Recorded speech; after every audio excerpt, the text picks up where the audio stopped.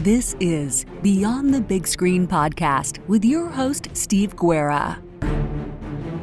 All right, welcome back, guys. We have a really good one this time around. We're talking about Mad Max Fury Road, and this is the type of movie I love to talk about, and both Erik and I love to talk about. And Erik is the best person to talk about movies with big themes.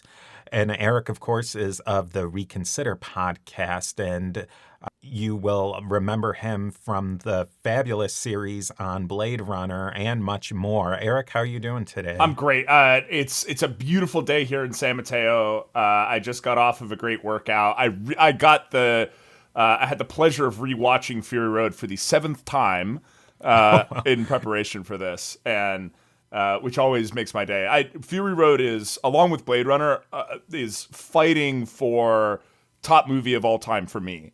So to be able to there were poor friends of mine at cocktail parties are stuck listening to me talk about how great the film is, and finally I got to talk about it with some people who actually want to hear what I have to say.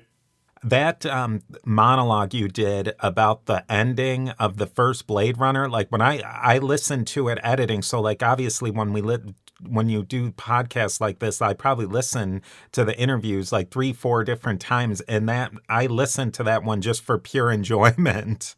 Now this movie, Mad Max Fury Road, which came out in 2015, and sadly, as we record this in December of 2020, the actor who played one of the main characters just unfortunately died. So this is we'll dedicate this to Hugh Cain's Burn. Yeah. In short, the movie takes place at some point, which I think they say is in the not too distant future. And we're given some hints that the world has been destroyed by some sort of series of wars and environmental catastrophes. We'll introduce and discuss the characters along the way, but the three main characters are Max, who's played by actor Tom Hardy, Imperator Furiosa, played by Charlize Theron, and Immortan Joe, played by Hugh Cain's Burn. This movie is incredibly fast-paced. It's almost frenetic, and I think I was watching a lot of it on my tablet, and I don't think my tablet had the visual the frame power rate. to keep up with it. Yeah. So I want to watch this again on the HD TV and really blow it out. You have to. Yeah. This movie visits on a ton of really important themes, and it's not often that a movie that's just so jam-packed full of action is so deep.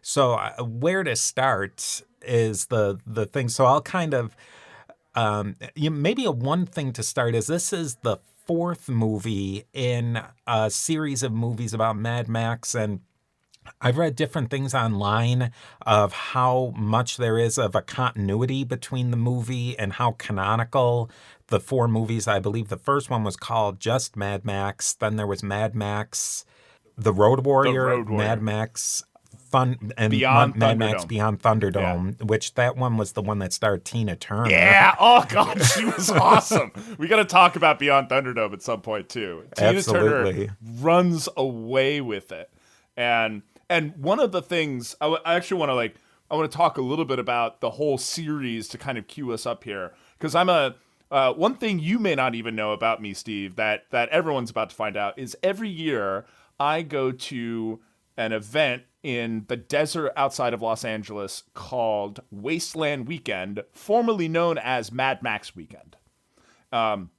It stopped being Mad Max Weekend because they brought in other themes of desert post-apocalyptica. Think, for example, Fallout New Vegas, but very, very heavy on Mad Max, lots of modified cars, stuff like that. I dress up and play as Imperator Foggiosa, which is only funny if you know my last name, Fogg. So I'm Imperator Foggiosa in paying homage to Furiosa, and so I'm deep in this world and know a lot about I know a lot of how deeply enthusiastic amateurs talk about this movie, and George Miller talks to us sometimes because George Miller thinks it's cool that we made a festival after his movies, right? So one thing about the three, so there's 4 Mad Max movies. Mad Max is a prequel, right? So it's definitely the first one in time. Because like the world is still kind of hanging on a little bit in that, right? There is still a police force. There's still a nation known as Australia. But then the 3 movies after that, the world is gone, right? The world as we know it now is long gone. It's falling apart in the first one. It's long gone in the other 3. And it's hard to say by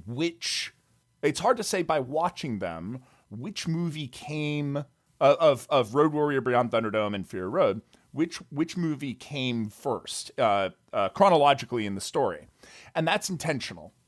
So Miller decided to build Mad Max much like a Nordic fable, almost like, oh gosh, what's the famous Nordic saga about this guy who like runs around fighting monsters? Gosh, I forget. Beowulf? Beowulf! Thank you. It's like Beowulf. And so the whole point is that Mad Max always starts and ends the exact same way. It starts with Max as a feral, like totally disconnected from his human side, survivor, right? Pure survivor with the interceptor, right? So he's got the interceptor and he's just surviving. And then sometime in the movie, he loses the interceptor. It's gone. And then at the end of the movie, he has helped some people and he walks away. And so the whole idea is that you can tell this story again and again and again because there's actually nothing Max doesn't take anything from any of the movies to the next movie. Because between movies, in whatever chronological order you want to shuffle them, he reverts back to his feral survivor state and somehow gets the interceptor back, right? And it's the fact that he always starts with the interceptor and it's destroyed throughout the movie that is George Miller's way of saying, don't worry about the order. Each of these stories stands alone. The only thing you need to know for any of the latter Mad Max movies is to have watched the first one. And so here we are in another story that is totally disconnected from Beyond Thunder, that is plot-wise disconnected from Beyond Thunderdome and Road Warrior, but thematically parallel. Yeah, that's awesome, and it wasn't something that I was aware of.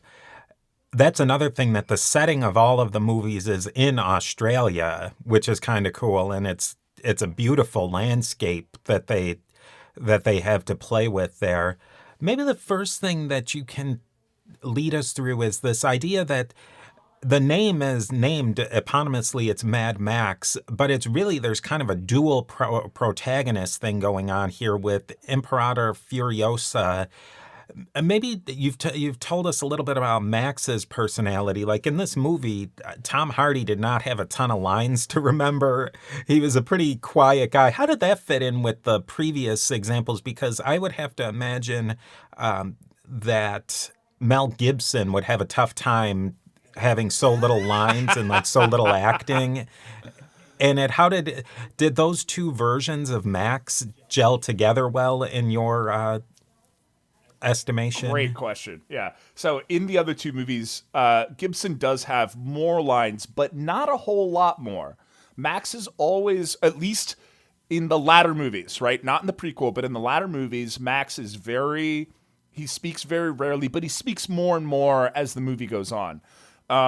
It's definitely the case that Tom Hardy plays him much more as this proto-human. He's much more like, a lot more grunting, right? Even when in that pivotal scene where they decide to turn around rather than try to bomb it through the salt sea,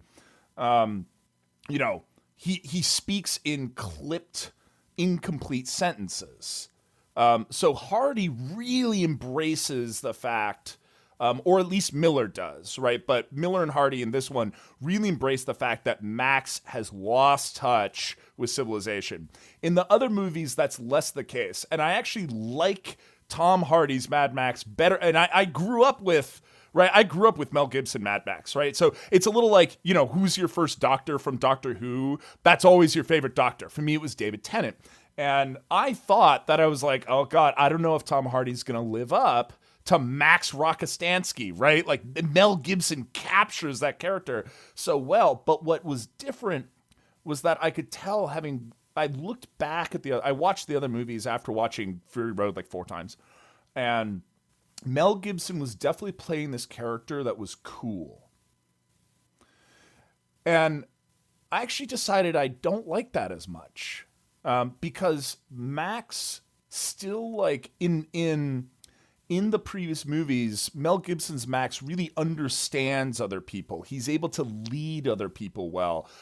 He's intentionally aloof. And it seems like Max is trying to be cool, right? For a purpose, but that he's trying to be cool. And it's also the case that at least in Road Warrior, he ends up leading this whole group of people that are very in touch with civilization. And when you see Tom Hardy's Max as someone he's just like, he's along for the ride and he's incredibly useful, right? And he even does convince people to change their minds about stuff frequently, but not as this like cool character that has it all together. What he brings to the table is a special knowledge of the world around them because he's a nomad, right? And so one of the things that I think was so masterful about this movie in particular is some combination of Miller, Hardy, and the writing team said, and we can transition to this like dual protagonist thing, was what is it that makes Max special, right? Max is a great driver, right? That's established in the first film that he's an ace driver, and that's really important. It's also the case that he's a nomad. He knows the outback of Australia really, really well, and he uses that. You see him pull out his map, right, that he's keeping, and he uses that, not his coolness, not his charisma, because he doesn't have charisma in this movie, right? He's a grunting Neanderthal, but he uses his knowledge and his survival skills to convince people of what to do.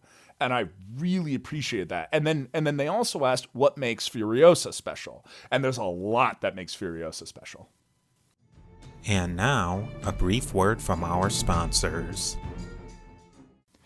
Yeah, I think just the one more thing about Max's character and his personality from the first movie, Mad Max, the young Mel Gibson one. Like you said, he's cool, and he's probably that is earlier in whatever happened that destroyed civilization, and maybe he's hanging on.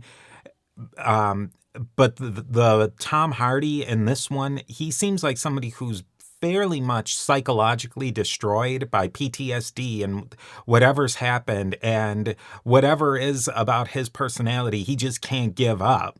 So he's just going forward and doing things to survive, even though he probably doesn't have a great psychological drive to survive. It's some intrinsic, like, animal thing that keeps him moving forward. Exactly. He's become a human animal. And we see that early on, right? He's literally not even talking. When he runs into Furiosa and the wives for the first time, he's literally just grunting, right? He picks up a shotgun. He's like, oh, sorry, he does talk. He's like, water. Yeah. Right? That's all he can say. And then he's like, right? That's a great scene. It's a great scene. It's so tense, right? Because you don't know what's going to happen. Let's talk a little bit about Furiosa first, because she is a very fascinating character, and I had a little bit hard time figuring her out completely, just because that first couple of minutes of that movie is so frenetic. When they built her character, it's a little bit much to figure out, to pull it all together. What was her background, and how much did they explain in the movie of where she comes from? Well, this movie does not explain much. right? And No, that's it barely explains anything.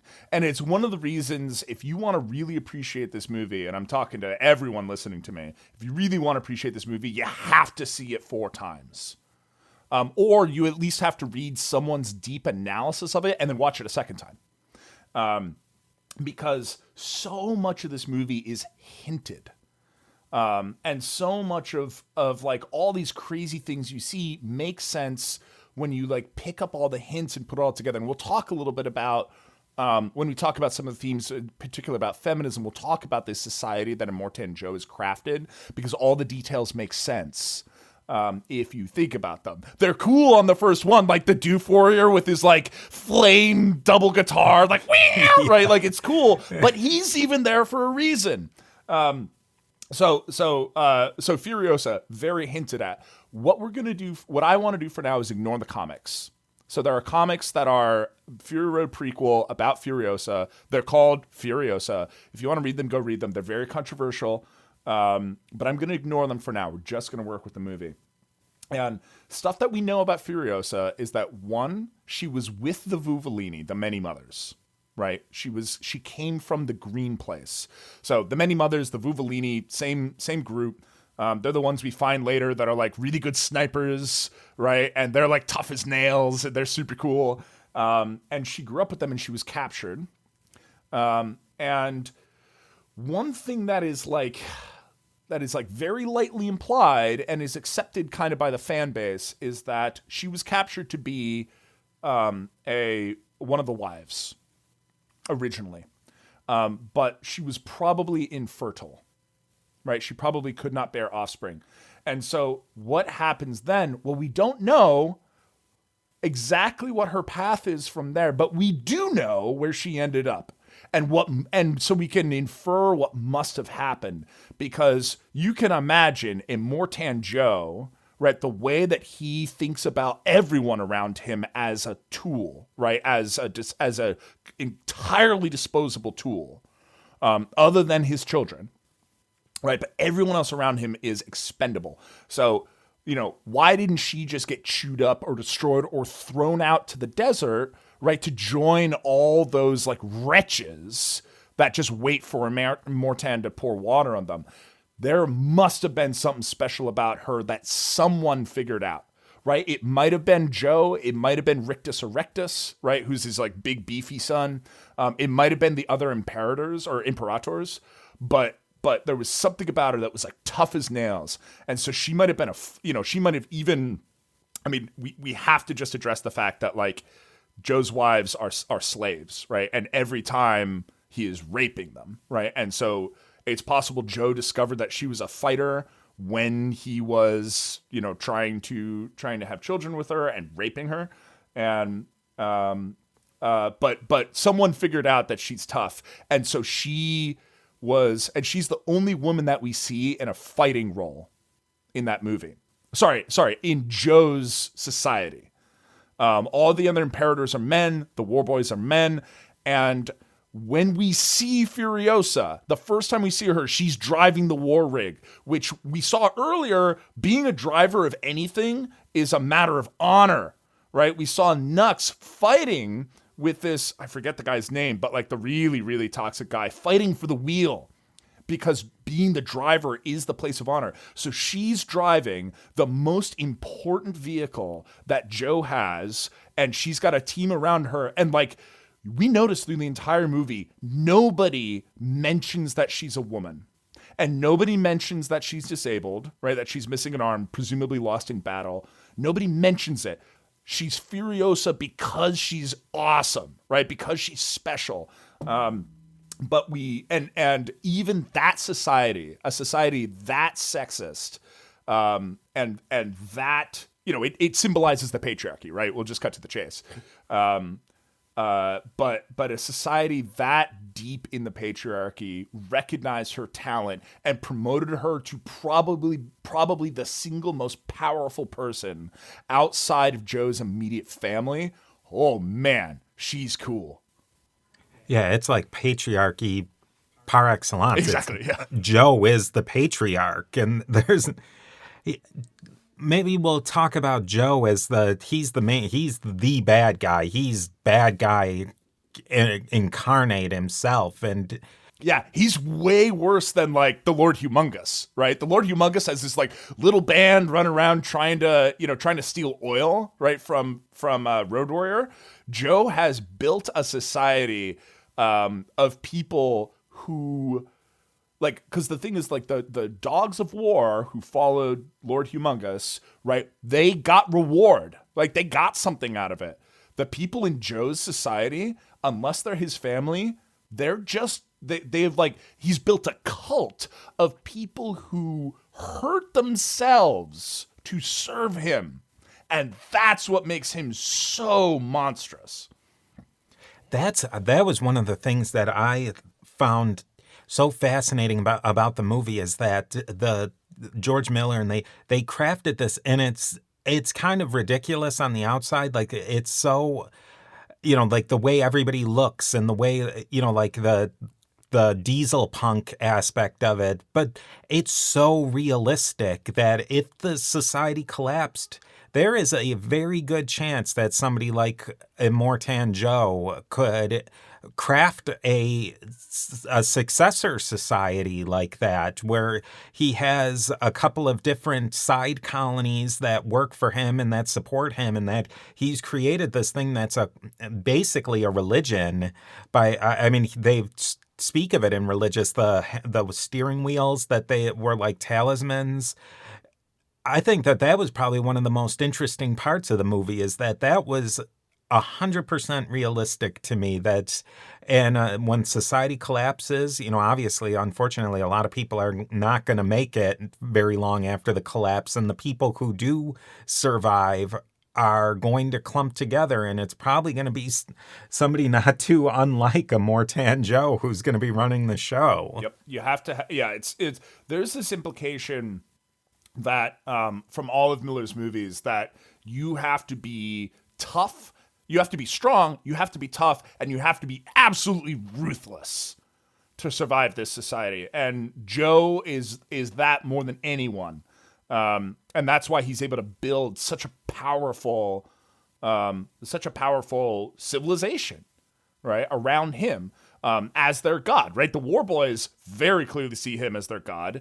Nux, for example, the fact that Joe looked at him meant that Nux, who's probably the fourth, character number 4 out of those 3, that Nux was like, I'm going to Valhalla, right? That's what I want. So we've imported, Joe has built a religion very intentionally around, and Joe clearly remembers the before times, right? Because he intentionally built a religion that uses masculinity, war, and paradise, right? Where it's clear just by saying Valhalla, we know that these guys are attached to this idea of dying in battle. And if you die, just like the Vikings, if you die in battle, you go to Valhalla, and guess what? You get to like booze and fornicate and fight all the time, and it's awesome, right? And that's what they want. It's this very toxic masculine notion of paradise. And Joe built that, and he convinced everyone it's true, and that it all flows through him. He even says to Nux at some point, as he's spraying chrome on Nux's teeth, he says, "Bring me my precious, and I shall carry you through the gates of Valhalla myself." Right? So everything flows through him. And that's the particular genius of it. Maybe we can talk a little bit about Furiosa's plan. And I think that will expose a lot of her character. And then we can maybe get into some of the feminist angles of the movie. We don't really find out what she's running from. At least I don't. Like I said, I only watched it once or twice, and at this point, I'm probably going to watch it like 3 more times after this. But we don't really find out what she's running from. She's driving the battle rig, which is basically a big rig truck with like completely tricked out in like every way you possibly could. we find out that she has some sort of plan of why she's running away from Mortan Joe's colony, and maybe you can discuss that a little bit. And then I think that's going to blow open the whole movie. Yeah. So it's one of the things that makes this film such a unique pleasure, is that it is a film that lets the viewer discover. It basically never explains anything. The only thing it explains is something that literally doesn't exist anymore, which is the green place, right? But anything that does exist, you discover rather than being told about. And so, and so Furiosa's running away, and the whole first 25% of the movie, we don't know why. Maybe 20% of the movie. It's time is weird with that film, right? But they have the whole, she has the fight with the she has the fight. No, it's not the first 25%. Sorry, the first 10%. Right? She has the fight with with a bunch of the war boys after they realize she's betrayed them. Right? She's got the one senior war boy, the old guy. Right? He's like, "What have you done?" Right? And but they don't know what she's up to, so she has to fight them. Nux is trying to get her, right? And that's where we introduce Max, because Max is just tied to this car, right? Leaking blood into Nux in order to fuel him. The moment we know what she's got is when the really deformed son who sits in his chair is like, Dad, look at this. Furiosa is going the wrong way. And Mortan Joe grabs his spyglass, looks, and sees that she's turned left. And he immediately, so this speaks to Furiosa. He immediately runs to the vault where he keeps his wives, his sex slaves, right? And so he must have known, there must have been something about Furiosa that she had telegraphed in the past, right? Where she was clearly very uncomfortable.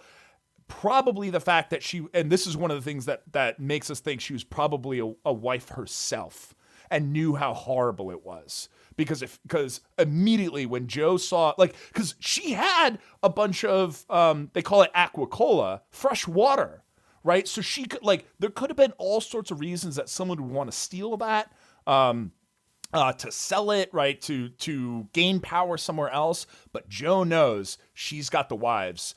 And then immediately after that, one of the wives crawls out, and then we have the big fight, and then we have the sandstorm. Yeah. Because she's trusted enough to make this run to Bullet Land or Bullet Farm. Gasland. Bullet Farm. So she's doing all three, right? So she's delivering aquacola, which is water, and mother's milk, right? Because we see these women having being pumped from milk. And one of the reasons is that it's clear that Joe has access to water, which means he can grow greens, which means he can make some people healthy.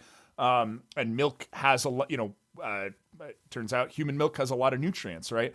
And so these are very valuable resources. She's actually doing a supply run to both the Bullet Farm and Gastown.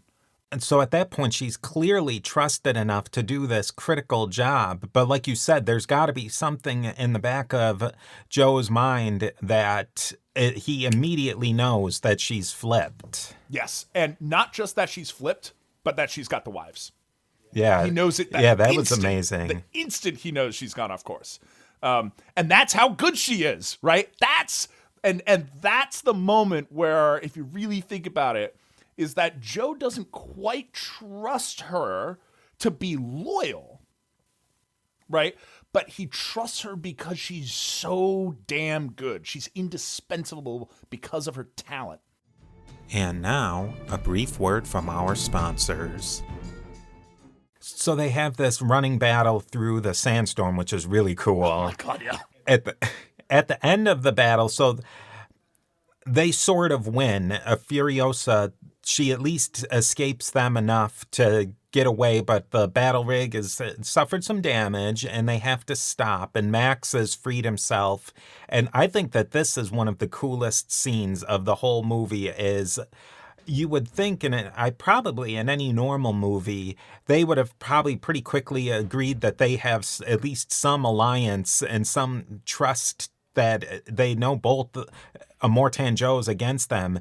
But you can see that how ingrained in this society that trust is not an issue. And they basically have a rolling battle of one gets the upper hand against the other, How did that scene stick out in your mind? Yeah, I mean, other than being just really well choreographed, because for a while, Max is fighting. Well, for the whole time, Max is fighting while chained to Nux, right? Because they both get thrown out of the car. So he's got a chain. For those who haven't seen it, he's got a chain with a tube leaking blood from him into Nux, which they kind of explain, but it's because like Nux is dying of cancer.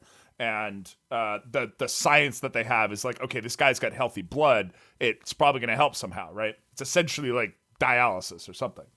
But you also, if you zoom in when they put the tattoo on him, it's like oh gosh, I forget. It's high octane. His blood is high octane, and he's very dangerous and all this stuff. But so he's fighting with Furiosa while Nux is tied to him, and the wives like grab the chain and try to pull him off. And what we learned from that is that Max is a very slightly better fighter than Furiosa. So that's one important thing. Hand-to-hand fighter, right? And he's got a lot of size on her, and that helps. But we also, a couple things we see are that, one, Furiosa is like also tough as nails and a great fighter because she's fighting the ultimate survivor who is bigger than she is. And half the time she's winning. And she even loses her apparatus, her prosthetic. And she punches him with her stump, right? So she's not even held back without her apparatus, without her prosthetic. Thank you. And we should go back to the prosthetic later during the climax because it's very important symbolically. But yeah, what stood out for me in particular was that having a common enemy isn't enough because everyone's trying to survive. And Max at the beginning, all he wants is some water, but he also wants the rig, right? So Max is so feral, and of course she can't trust him because she shouldn't. And she shouldn't trust him because he wants to take the rig, right? He doesn't care about her. He doesn't care about the wives. He doesn't care about justice. He cares about surviving. And he lost his car, so he needs another car, and he wants to drive off. That's all that's going through his like, his Neanderthal head, skull, is that he just needs to get out. So Furiosa's right not to trust him. And so the moment that they realize they have to work together is that Furiosa put a kill switch, an automated kill switch, in the truck, such that if you don't know what to do, the truck won't roll. So, so Max is like, all right, fine, right? And she gets in and pushes him out of the seat. She's like, I'm driving, because she doesn't know that he's like the best driver in the land. And what he does, again, because he's like this penultimate survivor, is he looks around, he finds all the guns, and he collects them. And he's got a gun pointed at her the whole time because all he wants is to get away.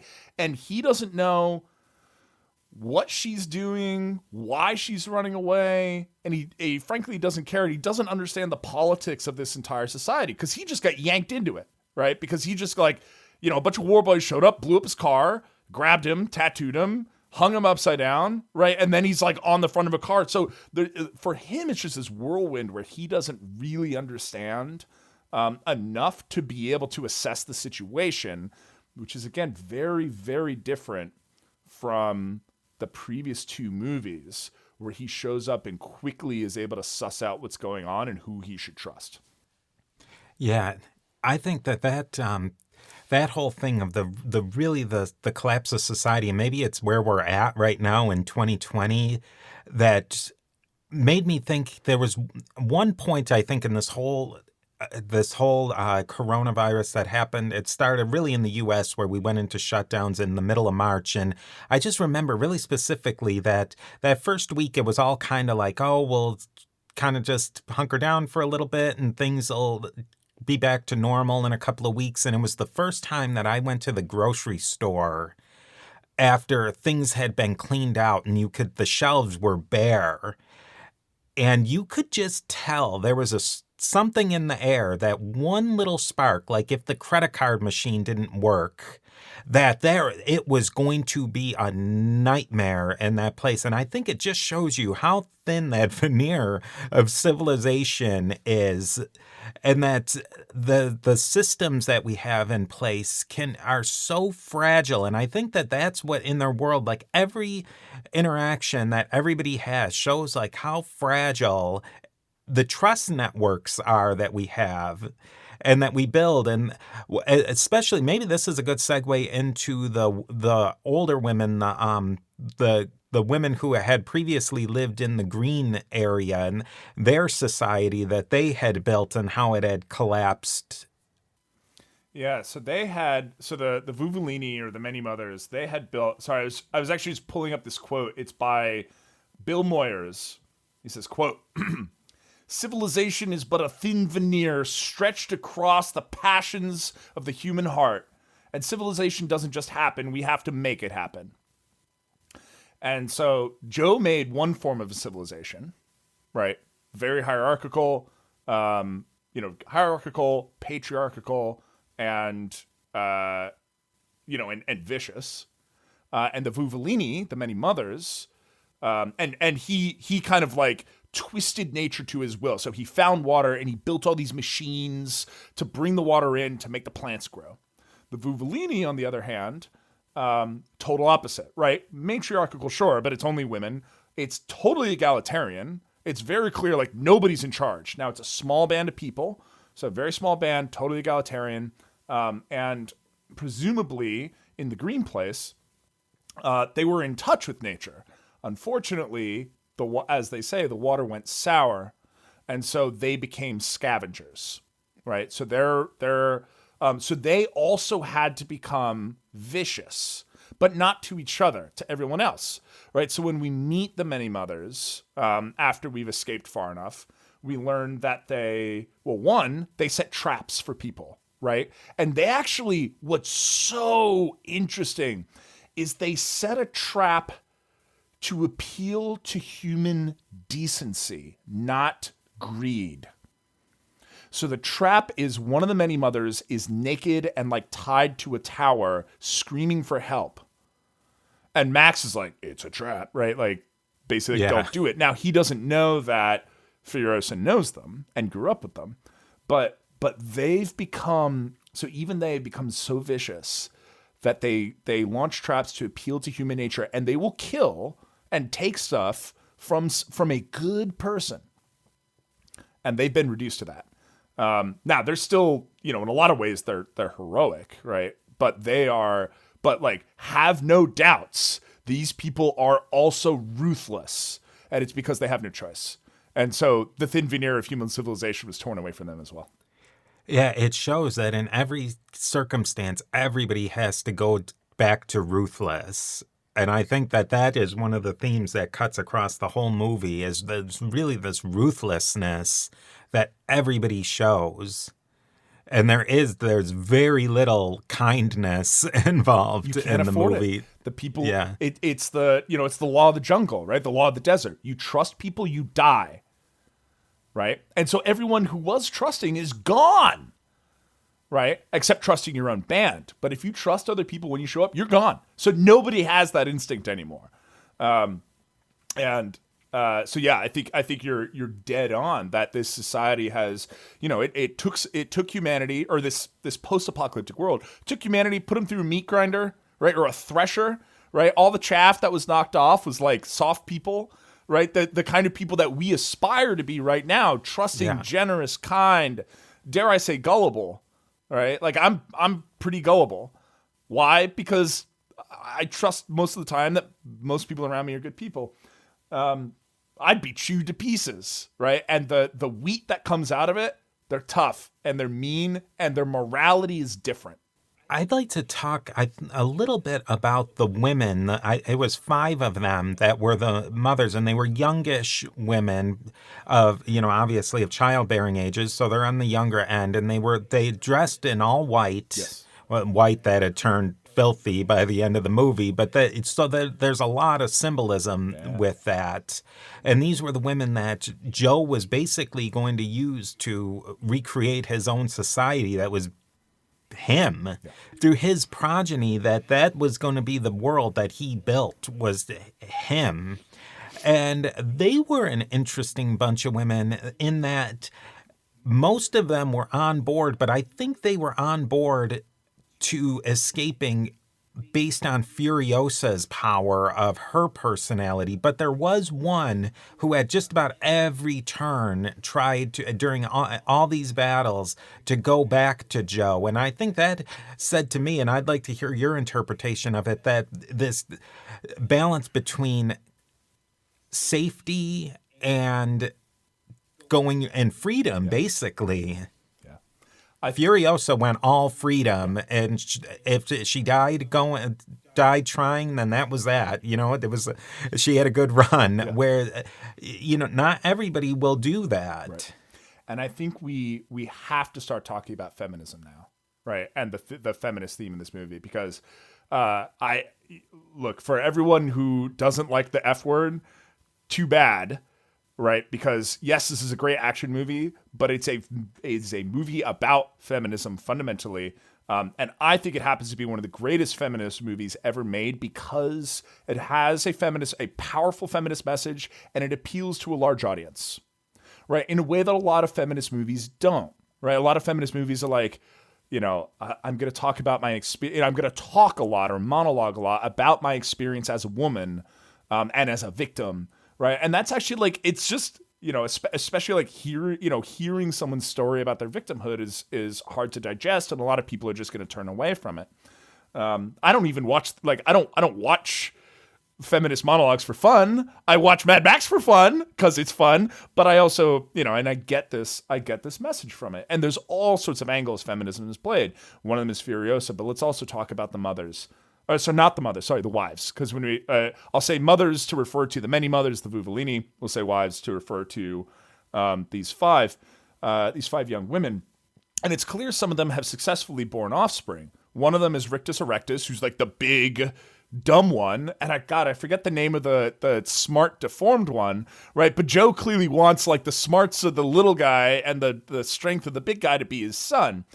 Yeah, that was a really cool dichotomy that they built there. And it's clear that part of the problem is Joe, right? And he doesn't get that. Or maybe he does, but it doesn't matter. But so anyway, to Joe, these women are here to bear him sons, right? That is why they are important. They are important because they can bear him sons. For him, it's clearly not even sexual. Right, he's not just this like horny guy that wants a harem. He's a man on a mission to have a son who can take over his patriarchal empire and run it. And so let's talk about. And I'm so bad with the names of the wives. Like I know a couple of them, but the one who wanted to go back, I forget her name. In part because like they barely mention everyone's names unless they're Max and Furiosa and Joe and Nux, right? So many of these people, they have names, they're casted with names, and you even hear them. But you like kind of need a personas dramati or dramatis personae in order to like keep up with what's going on. Anyway. So one wants to go back. And what does that mean, right? What does that mean about this feminist message? Because you have, of these 6 women who are running away, including Furiosa, right? They're like, let's get out of this patriarchy. Let's get out of this system that uses us and imprisons us and chews us up. But one wants to go back because the world outside is frightening and painful. And I think part of that, and we sympathize with her a lot. And of course, at the end, she comes around. But I think part of the reason Miller and his team have this message, because he has a team of writers, feminist theory folks who are part of the writing team to make sure that he gets it right. And I think her wanting to go back to where it's safe, even though like her job in society is to be raped by this like really gross man, right? You think like, how can you want to go back? And it's because the world outside is so horrible. And when she's there, everyone wants to take care of her and make sure she's well fed and make sure she's comfortable. And out here, everyone wants to kill her because she dared fight back, right? The reason these people are such a threat to Joe is because they dared defy him and dared defy this patriarchal system he set up. And so now they're targets, right? And I think that's part of the message we want to take from this, and why she wants to go back is because part of the commentary from Miller and his writing team are that, look, if you fight this system, it will come after you because it's important, because it's critical. Like you see that all of Joe's entire society is built on compliance and obedience, right? And this like cultish adoration and belief in him. And if people start to question that, they have to be stamped out. And that's why she's scared. And she should be. Thank you again for listening to the Beyond the Big Screen podcast. This, of course, was part 1 of a 2-part episode on the movie Mad Max Fury Road. I want to thank Erik so much for his just awesome insights. And Erik is rapidly turning into the unofficial co-host of the Beyond the Big Screen podcast. So look for part 2 very soon in your podcatchers. Erik, of course, is the host of the Reconsider podcast, so you can learn more about his show by going to reconsidermedia.org. You can also just make sure to check out the show notes. I would also very much appreciate if you could leave the podcast Beyond the Big Screen a rating and review on iTunes or Apple Podcasts or your podcatcher of choice. These reviews really go a long, long way in helping other people learn about Beyond the Big Screen. If you want to talk about movies or much more, you can follow us on social media by searching for A2Z History Page. You can also send me an email to my email address, steve@a2zhistorypage.com. Thank you very much for listening, and I will see you next time beyond the big screen.